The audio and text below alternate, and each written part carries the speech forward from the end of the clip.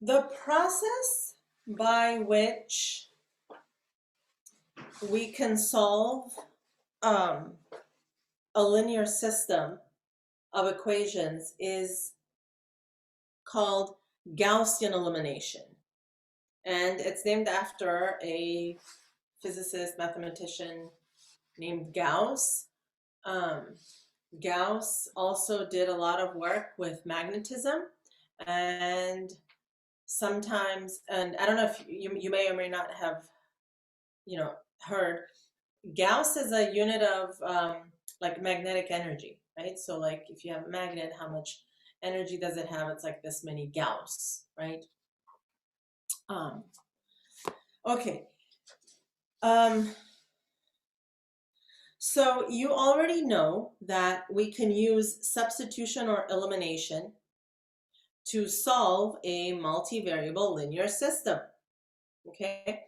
And when we do that, right, what we do is you have your equation, right, in x, y, z. So normally you would have like 3 equations with x, y, z's in them, right? 3 equations and 3 terms.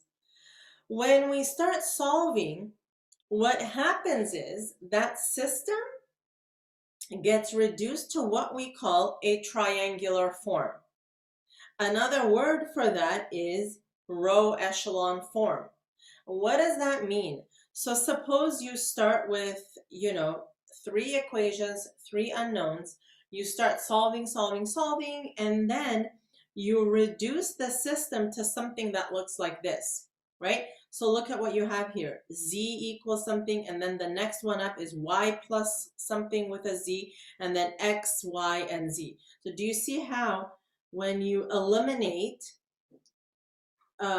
terms from each of the equations, you have it reduced to this triangular form?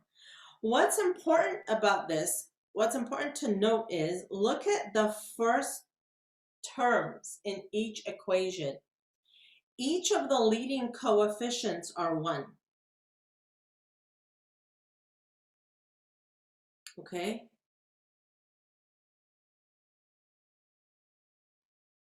So that's important. The leading coefficients are 1. Okay. Okay, so what are some operations you can do to solve a system of equations?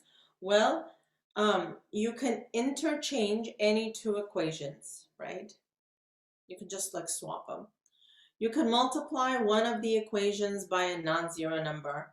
You can add a multiple of one equation to the other equation. These 2 are what you would do when you did like, elimination method before. Okay? Okay. What I have here are 4 steps. These are not like the be all and the end all, but these are a very good set of steps that help you in solving a system of equations with 3 variables and 3 equations. Okay, so here is what we do first. You have 3 equations, right? And you have an example here, right? 3 equations and 3 variables. What we have to do eventually is eliminate, we want to eliminate this one, and this one to make it look triangular, okay? And there are several ways to do it. A very efficient way to do it is do this one first, okay, and then work your way up. So that's what I've outlined here for you guys. The first thing I like to do is eliminate the x term in equation 3. Then I eliminate the x term in equation 2. Then I eliminate the y term in equation 3. I have found that if I go in this order, it's really the most efficient way of solving it without getting into too much trouble. Is this the only way? No. Tal. I have a few questions. If this... All right. We have here a system of equations, and it says to write the system of equations in triangular form, using Gaussian elimination, then solve. So I want to write it in triangular form. All right, so what did I say we were going to do? We were going to start by eliminating terms. The first thing we're going to eliminate is that x term here. So what I do is I label these 1, 2, and 3. And so now what's really helpful is to keep a bookkeeping of everything that you do. Keep a record of everything that you do. Okay, so here is the goal. The goal is to eliminate that x term that I've subtracted. Okay, that's the one that I'm going to change, right? I'm going to change equation 3, correct? What I do is copy down the ones that you are not changing.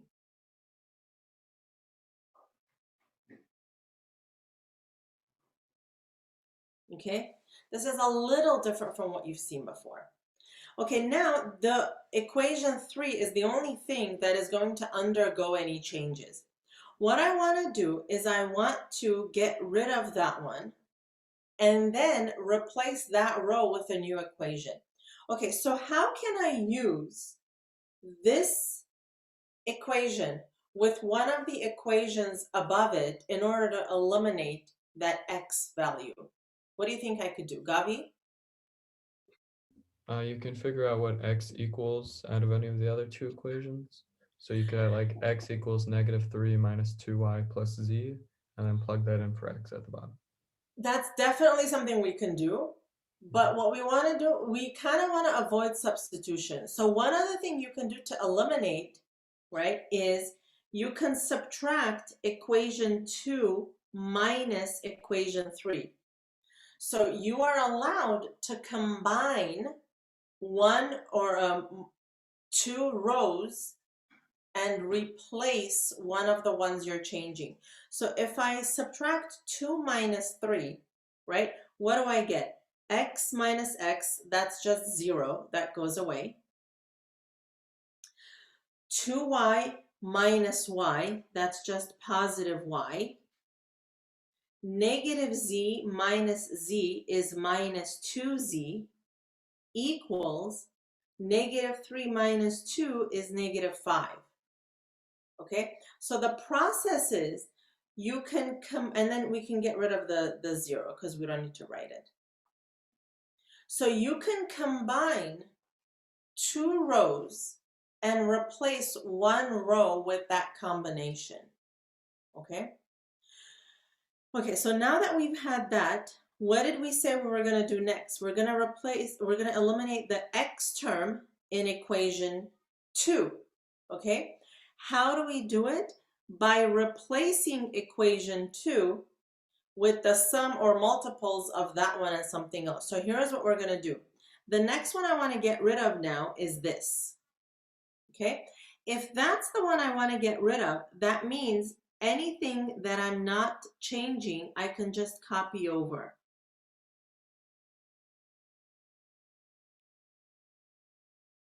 Okay, now I want to get rid of that x, right? I want to use that row with one of the other rows in that system, somehow combine them in order to make that x term go away, right? Okay, so I'm only, if you look above and below that column, the only thing I have to work with is row 1, right? I have a 2x in row 1 and an x in row 2. How can I combine those two terms in order to get a 0 for that one, in order to make that x go away? Eli, any ideas? Would you multiply the second row by -2? You would multiply the second row by -2 and add to the first row, Yeah. right? So what are we going to do? We're going to do row 1 minus 2 times row 2. Do you see how I keep that record over there so I know what to do every single time? So now here's what I'm going to do. For the first terms, right here, it's going to be row 1 minus 2 times whatever is in row 2, and that gives me a 0. Okay. The next one are the y's. And I'm going to do the same thing. Row 1 minus 2 times whatever's in row 2, right? What does that give me?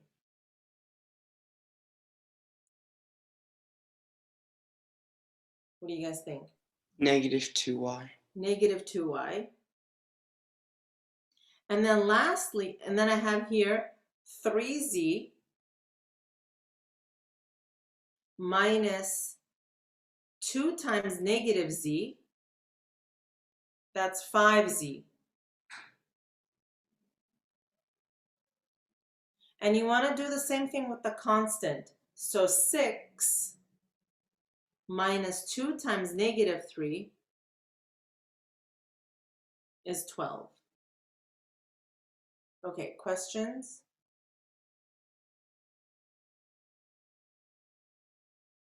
Right, and this 0, you don't have to write it.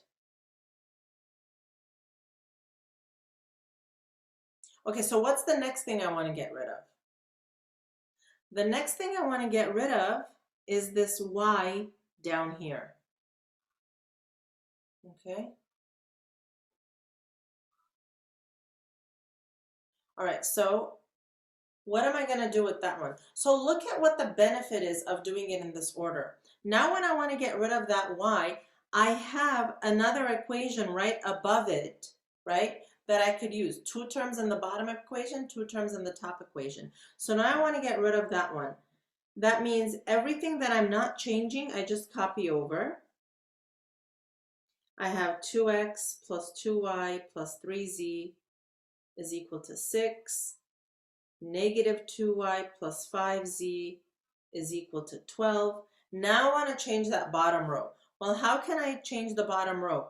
I can multiply the bottom y by 2 and add it to the top one, right? So I could do row 2, I'll do it in green, row 2 plus 2 times row 3. Okay, so that'll give me a 0 there, plus what happens here? Row 2 plus 2 times row 3, right? 5z minus 4z is 1z. Row 2 plus 2 times row 3.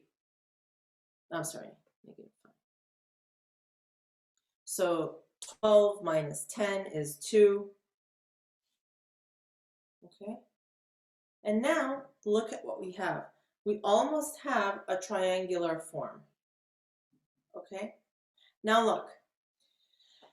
In reality, like technically, if you want to write it in triangular form, you have to reduce these coefficients so that they're all 1s. This year, I'm going to forego that. So this is good enough for me in triangular form. Okay? Because then we end up with fractions, and I don't need that right now. Okay? It's a pandemic. We can deal with coefficients. All right? So this is it in triangular form. Now it says after this, you want to solve it, right? So this is the triangular form. Okay, next, to solve it, we use what we call back substitution, which means you literally substitute backwards. This tells me in the highlighted part that z is equal to 2. Okay, so I use that in equation 2, which is negative 2y plus 5z is equal to 12. And if z is 2, then I substitute in here. Negative 2y plus 10 is 12. Negative 2y is 2. Y is minus 1. Then I use that in equation 1. Right? Equation 1 says 2x plus 2y plus 3z is 6. 2x plus 2 times negative 1 plus 3 times our good old z is equal to 6. Miss Malikian, how did you choose those numbers? Are you just like the 2 and the -1? So the 2 I got from here, right? Because when you solve it this way, you're always going to get z equal to a number. So that's my z. I used z, I put z into equation 2, and I solved for y. I got -1. And now I use that z and that y in here, into the first equation. So I have 2x minus 2 plus 6 equals 6. 2x equal to 2, x is 1. Okay. Okay, what exactly is it that we're doing here? When you have 3 equations and 3 unknowns and you solve them, a line, okay, so an equation with 2 variables represents a line. 3 variables represents a plane. So here I have 3 planes, right? And they all intersect at a single point. So whatever room you're in right now, look at one corner. Just pick one corner in the room, right? Pick one corner. Do you see how you've got 2 vertical walls and 1 horizontal ceiling that all intersect in one corner of your room, right? Like, look, you see that corner over there, right? You've got one wall, another wall, and the ceiling that intersect. So that's the intersection of 3 planes. It's a point. That's what we have found here. There were 3 planes. These equations represented 3 planes, and they all intersect at one point in space, x, y, z. And that point is 1, -1, and 2 in space. So that is how you have to write your solution in terms of a coordinate point. Okay? All right. How's that feeling? How does that feel? Could you Kinda, go up for a second really quickly? yeah, it's kind of crazy.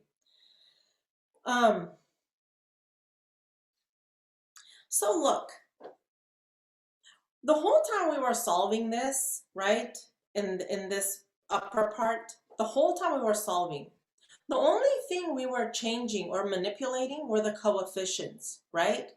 The x's, the y's, the z's, they just came along for the ride. They didn't really do anything, right? It was all about the numbers, right? So you could imagine when things get expanded to, 5, 6, 7, 8 rows, all those variables kind of get to be a pain in the neck. And then you think to yourself, man, I wish there was a way I could just work with the coefficients and just, forget about the variables for a little bit. Well, there is. It's called a matrix. So you can do the same thing, but kind of ignoring the variables if you use a matrix. So take a look at what happens.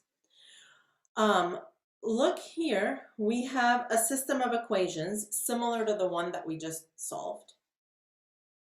What we can do is we can put the coefficients only into what we call an augmented matrix. So the coefficients and the last constants, the columns. And so look at what happens. Look at the coefficients of the first equation. 5 minus 5 minus 5, 35. You put them here. 5 minus 5 minus 5, 35, right?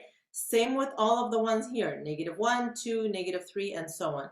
And the third row. So what you have is these, right, represent the columns with the x's, the y's, and the z's, right? The x, the y, the z, right? Do you see how here, this is the x column, 5 minus 1, 3, and this is the x column, and then you've got the y column and the z column. And lastly, these are the constants. Here, those are the constants. Those get separated by that dotted line, hence the augmented part, right? So that's the augmented matrix. Sometimes we just want the coefficient matrix, which is that. That's just the matrix without the last column, okay? Now, we can do exactly what we did here, right? Row 2 minus row 3 and so on and so forth, just with that augmented matrix, and it's so much simpler because I don't have to deal with X, Y, Z all the time. It's just the numbers. I can just focus on the numbers, okay? So same sort of situations apply. And then how does triangular form look in a matrix? Well, you get what looks like this. You get a triangle here, okay? And you eliminate everything else underneath, right? Doesn't that look like the triangle we used here? Same sort of deal. You've got zeros for all the others. So that's what a triangular matrix looks. We call it putting the matrix in row echelon form because we got to get fancy in math, okay? All right. Look at what row echelon form looks like. You have to have a triangle like this with 1, 1, 1 across the diagonal. Everything underneath has to be zeros. And you are allowed to have a row of zeros like this. So take a look here. Which one of these are in triangular form? Would you say, I'm sorry, in row echelon form. Would you say matrix A is in row echelon form? Yes, no? Well, let's see. Is there a triangle here? There is a triangle. Are the leading coefficients 1? They are. Is everything underneath the triangle 0? Yes. So this is in row echelon form. Does it need to have just 2 variables? I thought it needed to have 3. No, it could have anything. 2, 3, 4, 7. Okay. Okay. Is this one in row echelon form? It's not in row echelon form because look, if you get this diagonal, right, that 0 inside messes it up. Okay, so this is not in row echelon form. You could swap the rows, right? Bring the second row all the way to the bottom and it would be, but the way it is now, it's not. How about the last one? Is that in row echelon form? That one is because look, you've got your triangle. Okay, 0 underneath, and you are allowed to have a full row of zeros on the bottom. Tal? Since there's a 0 on the top one, wouldn't that mean that there's no variable there since its coefficient is 0? So that's allowed. It's not like you're not allowed to have zeros above, okay, but you could only have zeros below.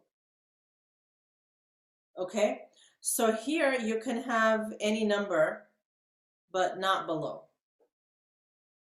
Okay, so to do this, to do the same thing using matrices, the order is the same. You start with the entry at the bottom left corner, then you eliminate the one above it, then you go over. So it's the same order as we did with the matrix. Okay, so let's do one and then we'll stop here. Let's do this one. Solve the system of equations using this. So we're going to use an augmented matrix. Okay, here's what we're going to do. First of all, do you see how in this first equation you can divide through by 5? Okay, if you can, do it. Smaller numbers are always better. Zeros are even better. Okay, so now I'm going to put this in a matrix. Once I divide, I'm going to have 1, negative 1, negative 1, 5. And then I have minus 1, 2, minus 3, minus 12, 3, negative 2, 7, 30. Wouldn't you have a 7 in the top right? Huh? Would the top right be a 7 divided by 5? It's a 1. It looks like a 7 because of the bracket. No, top No, right. in the top Oh, right. the 5. 5, yeah, the 5 that should Oh be my 6. God, yes, sorry. Top right, sorry. That right. Okay. So again, I've got row 1, row 2, row 3. I want to introduce you to that R notation as well. Okay, row 1, row 2, row 3. Okay, so the first thing I want to start with is this one. Okay, that's the one we're going to change first. So everything else that's not going to change just gets transcribed over. I'm having trouble with my consonant blends apparently. Okay, all right, so how do I get rid of that 3? I have to combine that last row with one of the rows above it and basically just get rid of it. And it's up to you. There's often more than one choice. What I'm going to do actually is multiply row 2 by 3, since it's already a negative, and then added to row 3. Does that work? Right? So here I get -3 plus 3 is 0. Next, I will get 3 times 2 minus 2, right? 6 minus 2, that's 4. Then I get 3 times -3 plus 7, right? So I always use this as a guide, 3 row 2 plus R3. I always use that to tell me what I'm doing. So this is -2. And the last one will be 3 times -12 plus 30. So that's -6. Okay. Next, I want to get rid of the 4 on the bottom. Okay, so the one right next to it. Here, this is the one I want to get rid of. I thought you said we should get rid of the -1 and go up and then to the right. Oh, I'm sorry. Yes, the -1. I'm so sorry. I want to get rid of this one next. Okay. At this stage, if you wanted to divide that last row by 2, you could. I'm not going to, because let's just see what happens, if you don't see it, right? So let's get rid of the blue one first. In order to do that, whatever stays the same, let me just copy it over.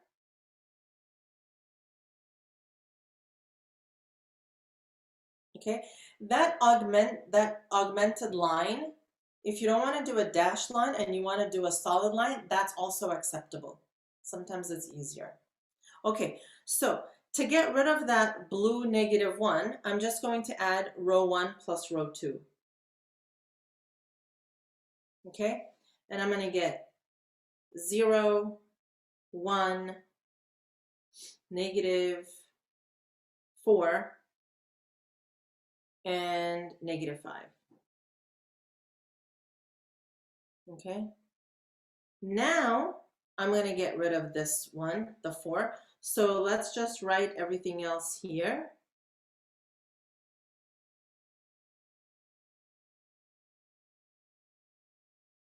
Okay, what do you guys suggest?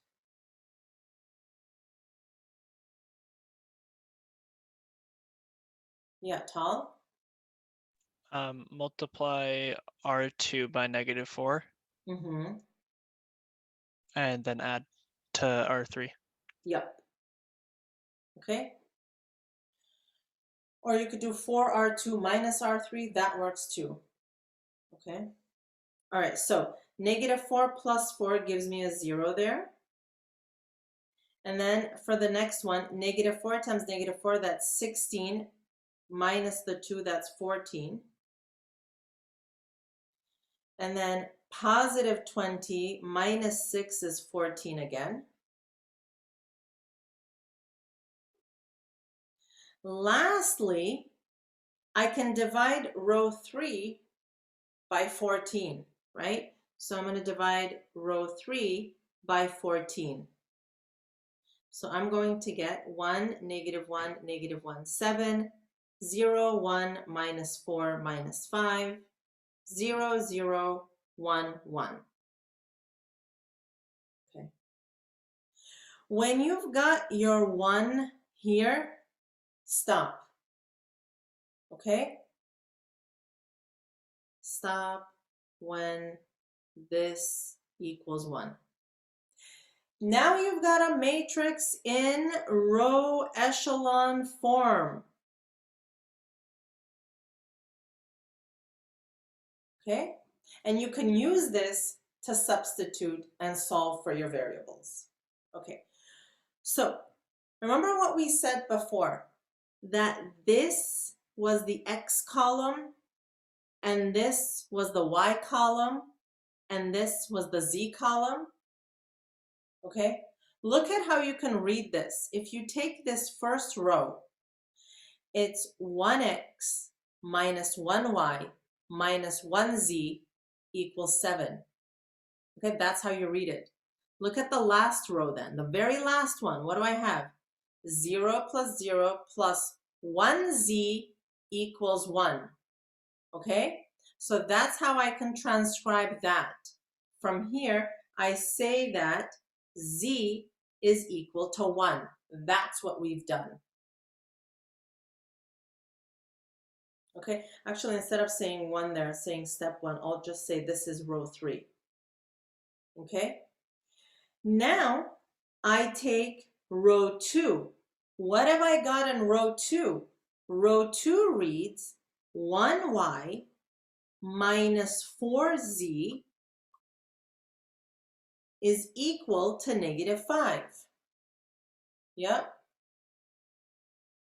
Okay, so let's substitute. Y minus 4, z is 1, is negative 5. So y equals negative 1.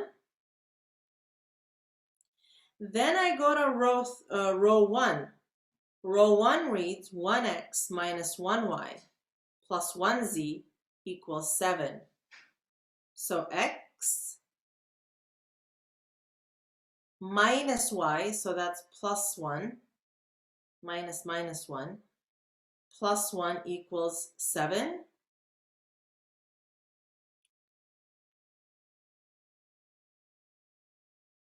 Okay, wait a minute, is it? Oh, I'm sorry, I missed a negative here. This is a negative. I forgot to put it back in there. Z is negative here. So x is 7. And finally, my coordinate is 7, negative 1, 1. Okay? Sound good?